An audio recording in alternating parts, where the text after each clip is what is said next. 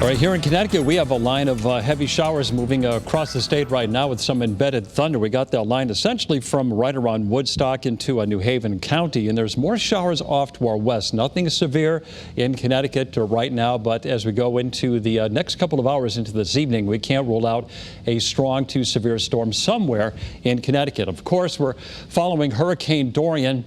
Now you can see that it's just about stationary over Grand Bahama Island, a very distinct eye. It's not as strong as it was over the weekend when it had 185-mile-an-hour winds, but it's still a dangerous and catastrophic storm because it's just not moving right now. So as far as the forecast goes with the hurricane warnings, you can see from Jupiter Inlet, Florida, all the way up to the north coast of Florida, all that red, including the Bahamas, that is a hurricane warning.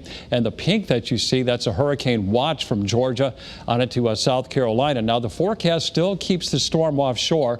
Where you see the red, that is the forecast hurricane force wind, 74 miles an hour or greater. You can see it brushes the coast of Florida, and then in 48 hours from now, it's not too far away from the coastline of Georgia. All right, it's a Category 4 hurricane with winds of 145 miles an hour.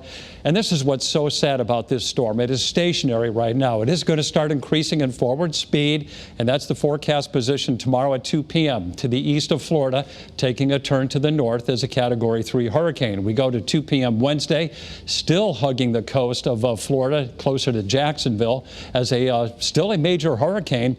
And then from there it curves to the northeast. That's the Thursday 2 p.m. position, not too far away from Charleston. And then as we go into Friday 2 p.m. it's located to the south of New England. All indications are it's going to stay off the New England coast, but we could feel some fringe effects. And notice the cone of uncertainty does brush southern New England. So we can't write the storm off yet, but right now it does look like we might see some fringe effects from it. There's our iCam in Hartford, a mostly cloudy sky, but a little sunshine breaking through.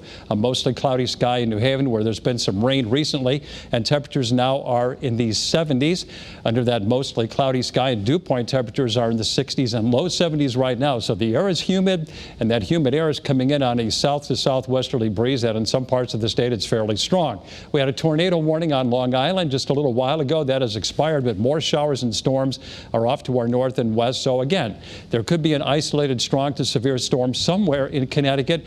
As we go through the evening hours, the activity will die down by around midnight or shortly thereafter. And tomorrow is shaping up to be a nice day with partly to mostly sunny skies, little chance of any rain tomorrow. And then as we go into Wednesday, we start out with mostly cloudy skies and maybe a spot shower, but perhaps a better chance for a shower or a storm in the afternoon as a cold front moves on through.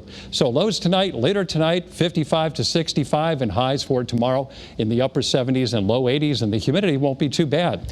Here's your 7-day forecast. Wednesday, there is that thunderstorm threat, a humid day with highs in the 80s, and then Thursday, partly to mostly sunny and much cooler, a high of 74. Now, we could have some wind and rain on Friday, depending on the course of Dorian, but that should end quickly on Saturday. And the weekend right now looks okay. Saturday, partly sunny and 79, and Sunday, partly to mostly sunny, breezy and cooler, a high of 72, and it looks like some refreshing weather for Monday as well. For the shoreline tomorrow, we're forecasting a high of 81.